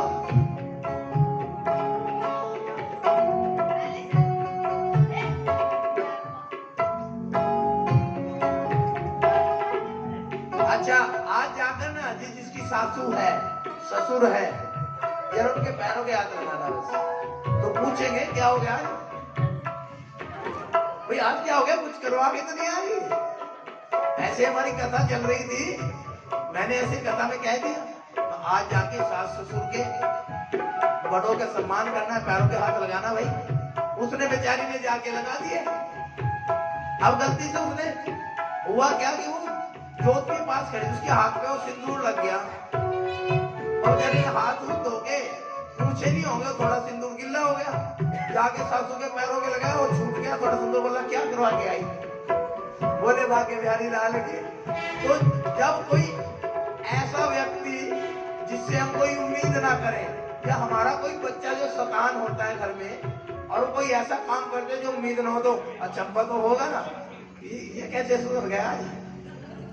तो इसलिए जो अपने सास ससुर जिनके हैं, देखो भाई बुजुर्ग हमने भी होना है, बुढ़ापा हमारे ऊपर भी आना है कि नहीं आना, तो अपनी कल की तैयारी कर लो।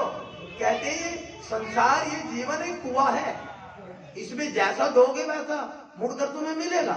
जिसके सास ससुर अभी है, तो भागवत तो ये कहते हैं कि किसी का पति अभी है तो उसे कुछ और गुरु बनाने की जरूरत नहीं। बोले बाकी बिहारी लाल। आध्यात्म कहता है, हमारे शास्त्र कहते हैं अगर किसी का पति है तो पति परमेश्वर कहा गया है, तो उसको किसी को गुरु बनाने की जरूरत नहीं है। प्रथम गुरु पति ही है, गुरु पिता को तो सम्मान नहीं दे रहे, पति को तो सम्मान नहीं दे रहे, सास को तो सम्मान नहीं दे रहे, उनको तो एक गिलास पानी का नहीं, और तड़की सांझ मंदिर में शिव जी पे लोटा डाल रहे हो, क्या होगा भाई? जो घर पे बैठा है, जो हमारे नजदीक है, उसको तो सम्मान नहीं। वो तो अगर कोई बात कह दी तो ऐसे चुभते जैसे तीर मार दिया हो, और लोटा उठा के भर के सुबह सुबह ठंड में कुछ नहीं मिलेगा, भूल जाओ इस बात को। ये वहां भी है और यहाँ भी है, परमात्मा हर जगह है ना। कोई ऐसा स्थान है जहाँ वो नहीं हो? बताओ मुझे। जब वो हर जगह है, क्या वो वहां नहीं देख रहा तुम अपने बड़ों के साथ क्या कर रहे हो? भाई देख रहा है ना। उस मेरे परमात्मा की लाखों आंखें हैं। कहते हैं कुरुक्षेत्र की भूमि पर, इनको इधर ले आओ खींच के, कुरुक्षेत्र की भूमि पर जब अर्जुन को ज्ञान दिया गया था तो वही रूप दिखाया था। अर्जुन कह रहा मैं नहीं मानता। कहते हैं उसका जो पुत्र था अभिमन्यु, कहते हैं उसे धोखे से मार दिया गया था। अब जब मारा तो उसने हथियार छोड़ दिए, बोला मैं क्यों लड़ूं, मेरा पुत्र था, मेरा तो पुत्र ही चला गया, और ये जो सगे संबंधी है लड़ू तो किसके साथ? कोई मेरा गुरु, कोई मेरा चाचा, कोई मेरा अपना। तो उसको अर्जुन को उस समय ये सब रूप दिखाया था। बोला देख, ये जो पूरा संसार है ये सब मेरे द्वारा ही पैदा किया गया है। ये देख मेरे कितने हाथ हैं, ये देख मेरी कितनी आंखें हैं, देख मेरे सिर कितने हैं। तो ये जो सब है तू तो सिर्फ मात्र, ये तेरे बस की नहीं है, तू तो एक बहाना है। ये तो करने वाला तो मैं बैठा हूं, अगर तू नहीं करेगा तो मैं 1 मिनट में कर दूंगा उसका। कि मैं तो बड़ा हुआ काल हूं, काल मतलब मृत्यु। तो कहते हैं कि अर्जुन तब भी नहीं माना। कहते हैं उसको समाधि में लिया, आओ चलते हैं। कहते हैं ले गया ऊपर, और काल की आवाज लगा। उसने कहा अभिमन्यु, तो 2-3 आए, ऐसे खड़े हो गए। अब बोला इनमें तो कोई अभिमन्यु नहीं। अच्छा, दोबारा आवाज लगा। अब उसने दोबारा आवाज लगाई, फिर 2-3 आए, बोले इनमें भी कोई नहीं है। बोला अब जोर से लगा, फिर लगाई। कहते कि दूर से चला आ रहा था, तो अर्जुन ने देखा रे मेरा पुत्र, कह रहा कि दौड़ के उसको गले से लगा। बोला पीछे कौन हो आप? बैठ जाओ गुरुजी, बैठ जाओ। तो लगी आप हो कौन? बोला मैं, अरे मैं तुम्हारा पिता हूं। बोला कौन पिता? बोला मैं तुझसे मिलने के लिए नीचे से यहाँ आया, तू कह रहा कौन पिता? बोला सुनो, पिता और पुत्र वहां थे मृत्यु लोक में। पता नहीं कितनी बार मैं तुम्हारा पिता बना हूं और कितनी बार तुम मेरे पुत्र बने हो। पिता पुत्र का खेल वहां है, यहाँ ना मैं तेरा पुत्र ना कोई मेरा। कहते हैं कि अर्जुन को ब्रह्म ज्ञान हो गया और अर्जुन नीचे आया और महाभारत जीती। बोले बाकी मेरे लाल की। तो जब ये चीज हम सीख लेंगे, कोई किसी का नहीं है। ये तो अब फिल्म देखते हो ना, फिल्म सारे देखते हो। अच्छा, फिल्मों में एक बहुत बड़ा जिसे कहते हैं कि रोल निभाने वाला था, क्या नाम था उसका, जो सारी फिल्मों में आता था, अमरीश पुरी। देखा है अमरीश पुरी सबने। अब एक फिल्म में वो मरता था रगली में, फिर अब फिल्म में देखो, इस फिल्म में जो जिसकी पत्नी है, अगली फिल्म में उसकी माँ बनी आती है। कोई कहीं माँ बन रही है, कोई कहीं बहन बन रही है, कोई कहीं पिता बन रहा है, कोई कहीं। अरे ये वही तो है। फिल्म खत्म, सीन खत्म, अगली फिल्म में फिर अमरीश पुरी किसी का बाप बन जाएगा, वही बेटा बन रहा है। कोई फिल्म में कोई किसी की पत्नी है, पता लगा अगली फिल्म में उसकी माँ बनी फिर रही है। तो क्या तुम ये कहते हो कभी कि बताओ उस फिल्म में तो उसकी माँ थी, यहाँ उसकी पत्नी बन गई, या वहां पत्नी थी यहाँ माँ बन गई? कहते हो? क्या कभी नहीं कहते ना। बोला वो दूसरी फिल्म थी ये। तो ये जो जीवन है, तो अर्जुन को यही तो समझाया कि वो दूसरा था, अब मैं यहाँ, मैं वो, अब वो फिल्म खत्म हो गई। मैं आपका बेटा था, शरीर त्याग गया, मैं यहाँ आ गया, ना मैं पुत्र ना कोई मेरा पिता, तो तुम भी इस जीवन में जो किसी की माँ बनी बैठे, कोई पत्नी, कोई बेटी, कोई भाई, कोई बाप, ये रिश्ते यहाँ तक है जब तक तुम जिंदा हो। तुम्हारी रोल खत्म और रेस्ट हाउस में गए, खत्म भोले बाके बिहारी लाल की, वहां से फिर नया रोल शुरू, फिर अगली फिल्म में फिर रोल देगा, लेकिन फिल्म में रोल उसी को बढ़िया मिलेगा हीरो का जो इस फिल्म में बढ़िया करेगा। अगर इस फिल्म में बढ़िया नहीं करोगे तो अगली बारी में कोई गेट मैन ही बनोगे, वहां हथियार लेके खड़े रहोगे, गुंडा बनोगे बोले बाके बिहारी लाल की। तो भजन में यही तो कहा था ना कि संगत कर अच्छे लोगों की दवा मिल जाएगी सभी रोगों की, मुक्ति का कोई तो यत्न कर ले रे बंदे, छोड़ा थोड़ा हरि का। ये तो कह रही है कि जो तुम है, तुम रंगमंच पर हो, तुम एक रोल निभा रहे हो, कोई पत्नी का, कोई पति का, कोई बेटे का, कोई बेटे का। रोल खत्म, फिल्म खत्म, एंड, अगली फिल्म शुरू। तो तुम्हारा जीवन भी तो यही है। अब गुरु महात्मा संत महापुरुष यही तो बता के जा रहे हैं कि तुम अस्थाई नहीं हो, तुम सदा से नहीं हो। इस जीवन को तुम्हें छोड़ना पड़ेगा, मृत्यु तुम्हारी भी आएगी। यही वो कथा है जो आगे राजा परीक्षित को व्यास जी सुनाते हैं, सुखदेव जी। यही तो कथा है, यही तो कहानी है कि वो क्या चीज है जिसे सुनने के बाद, जिसे प्राप्त करने के बाद मुक्ति मिल जाती है, किसी भी चीज की इच्छा नहीं रहती। इस भागवत में 7 दिन में वही बताया जाएगा और जिसको मिलना होगा मिल जाएगा, बोले बाके बिहारी लाल की। आइए जरा वहां चलते हैं वृंदावन में, जहाँ नारद को छोड़ रखा है। बहुत देर हो उसके फोन आ रहे हैं, मुझे यहाँ छोड़ दिया, कुछ यहाँ कुंडलपुर में बैठे हो। आइए चलते हैं वहां। कहते हैं कि ऐसी भीड़ लगी थी, भीड़ लगी थी। नारद जी आए, देखा इतनी भीड़ क्यों है? तो उन्होंने कहा कि एक मोटे दिमाग की है ये देवी, 30 साल की उम्र इसकी, 25-30 साल की उम्र है और ये रो रही है। उसने कहा भाई क्यों रो रही है, इससे पूछो। उसने कहा ये हम तो पूछ चुके हैं, अब ये कह रही है कि ये जो 2 बुजुर्ग पड़े हैं इसके सामने, ये उसके बेटे हैं। क्या है? अब तुम ही बताओ। अब माँ की उम्र 30 साल और बेटों की 60 साल की, अब जलती है क्या? कहाँ का नियम है भाई कि माँ 30 वर्ष की और पुत्र 60 वर्ष के? कहीं देखे हैं किसी ने? किसी ने नहीं देखे ना कि माँ 30 साल की और पुत्र 60 के। हाँ, माँ 60 की हो सकती है, पुत्र 30 के हो सकते हैं। चलो कुछ को संतान बुढ़ापे में होती है, मान लिया, पर माँ तो 30 साल की जवान है, युवा है, और इसके जो पुत्र है ये 60 साल के। ये इसलिए इसका दिमाग जो है खराब है, रो रही है, लगता है कोई अपने होंगे।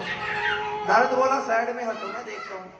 नारद है थोड़ा चालाक, क्योंकि जहां कुछ भी काम होता है नारद जरूर पहुंचता है।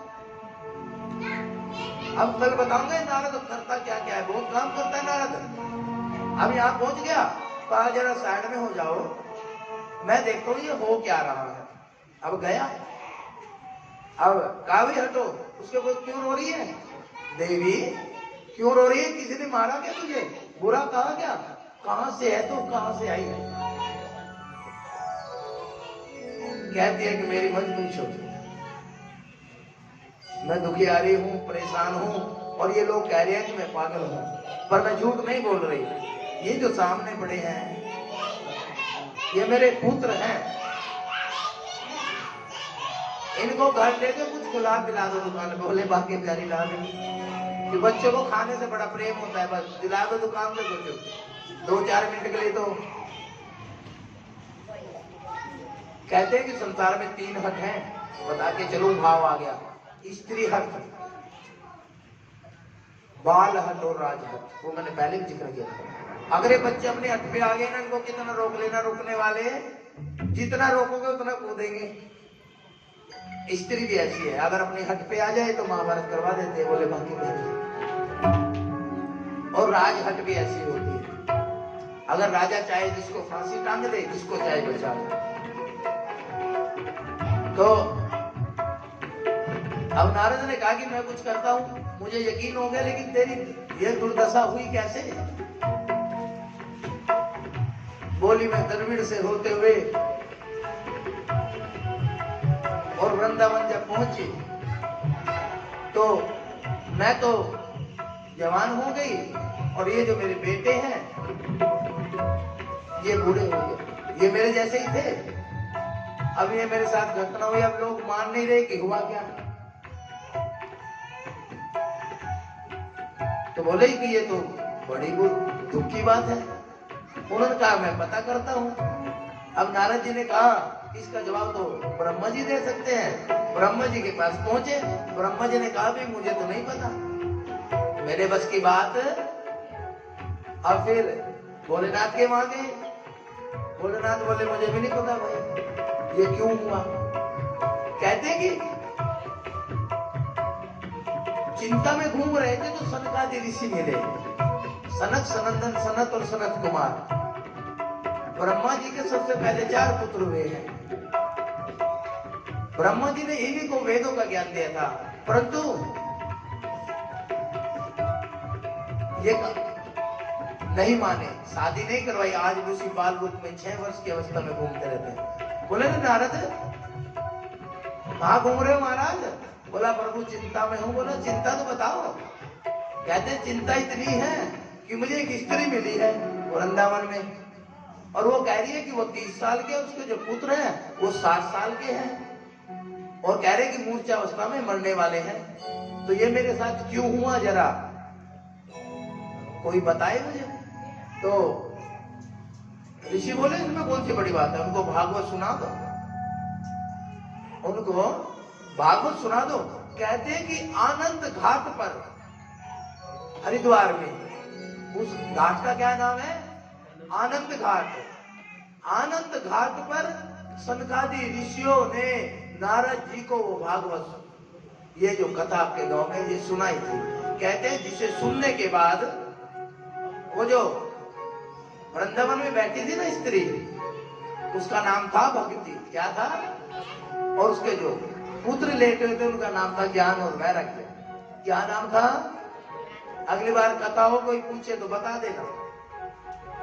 अब नारद जी ने उसको बताया जाता। अब वो जो मरने वाले थे वो जवान हो गए जैसे थे। उन्होंने कहा नारद जी तूने किया कैसे? बोला कुछ नहीं, सनकादि ऋषियों ने बताया कि अगर भागवत सुना दी जाए तो कहते हैं कि जो मरने वाले भी होते हैं ना, मूर्छा में होते हैं, वो भी उठ खड़े होते हैं, जवान हो जाते हैं। उसने कहा चलो भागवत सुनने से ये तो जवान हो गए, लेकिन मैं बूढ़ी नहीं हुई वृंदावन में आके। तो कहते उन्होंने कहा कि वृंदावन की भूमि वो है जहाँ भक्ति आज भी जवान है। बोले बांके बिहारी लाल। जिन्होंने जन्म वृंदावन की भूमि पर जन्म ले लिया तो कहते हैं कि उन्हें कुछ ज्यादा करने की जरूरत नहीं पड़ती, समझ लो वैकुंठ उनके आसपास ही रहता है। बोले बांके बिहारी लाल। नारद जी ने कहा कि मैंने पूछा था कि फिर ये क्यों नहीं बूढ़ी हुई? उसने कहा कि वृंदावन की भूमि में काल को प्रवेश नहीं है। बोले बांके बिहारी लाल की। वहां भक्ति आज भी जवान है। जो वृंदावन जाते हैं ना, उन्होंने देखा होगा वहां रिक्शा में, गाड़ी में, ऑटो में घंटी नहीं। आज भी वृंदावन वाले बैठे हैं, इनसे पूछ लेना। मैं झूठ बोल रहा हूँ तो ये बैठे हैं, झूठ कहूंगा तो यही बता दे कि मैं झूठ कह रहा हूँ। झूठ तो नहीं है ना? आज भी घंटी नहीं है, हॉर्न नहीं है। क्यों? वहां पता क्या बोलते हैं? अगर रास्ता भी देना है, हम यहाँ कहते हैं रास्ता दे दे भाई, लेकिन वहां बोलते हैं राधे। ये भी नहीं कहते रास्ता दे दे, रास्ता भी नहीं बोलते। क्या बोलते हैं? क्या बोलते हैं? तो तुम भी बोल दो। आइए हम भी बोल के चलते हैं। जो वहां 24 घंटे वहां की प्रकृति, वहां के पेड़ पौधे, वहां के जलचर, नवचर, जो भी वृंदावन की भूमि के उसमें आते हैं, 24 घंटे वो राधा का जाप करते हैं, बाकी बिहारी नहीं करते। वो कहते हैं क्यों? बोला राधा जी को प्राप्त कर लो, बाकी बिहारी तो पीछे पीछे आ जाएंगे। बोले बाकी बिहारी लाल की। राधा को ढूंढ लो। राधा मतलब आत्मा। राधा को तुम मनुष्य या स्त्री समझने की गलती मत करना। बाकी बिहारी और राधा एक ही चीज है। शरीर का फर्क है हम लोगों में। हम देखते हैं तो 2 नजर आते हैं, पीछे खड़े हैं, 2 नहीं है, एक ही। अगर राधा है तो वही मोहन है, और जो मोहन है वो ही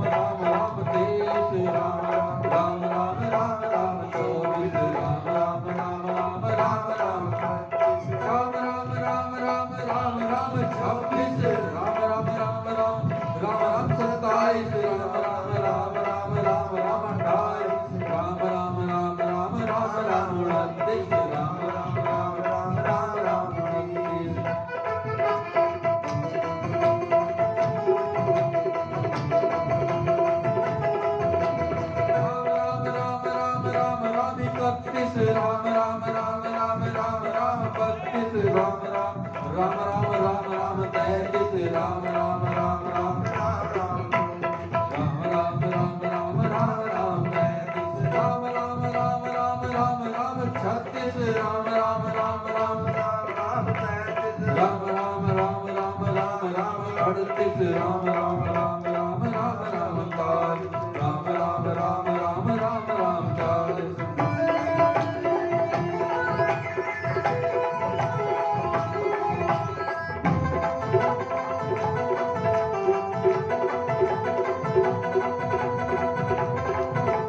राम 38 राम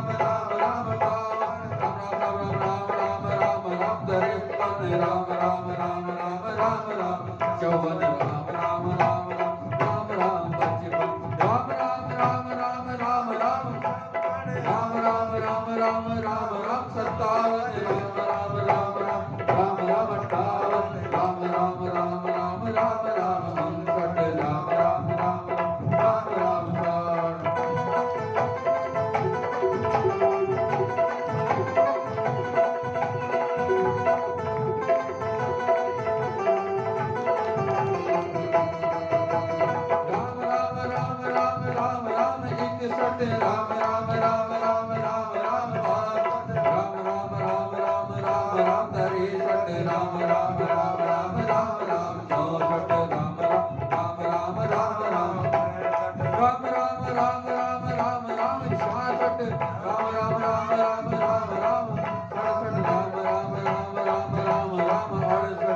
राम राम राम राम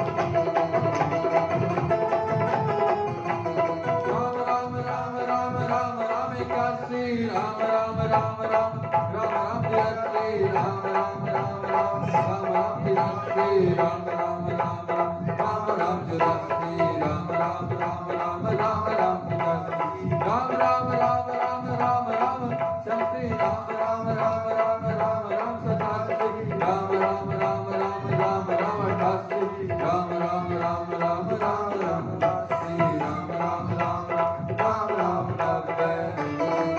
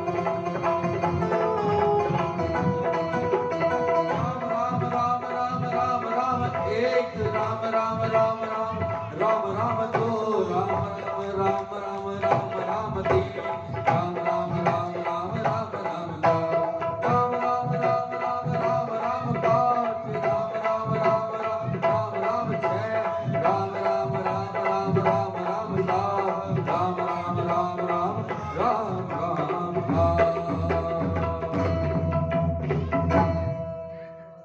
बोलिए बाके बिहारी लाल की। आइए समय काफी हो चुका है, पहले आरती करेंगे सभी, उसके बाद भोग, और कल की कथा ठीक 1 बजे से 4 बजे तक आप लोगों को सुनने को मिलेगी। तो जो आज नहीं पहुंचे हैं कल वो ठीक समय पर पहुंचे और अपने जीवन को उद्धार करें। आइए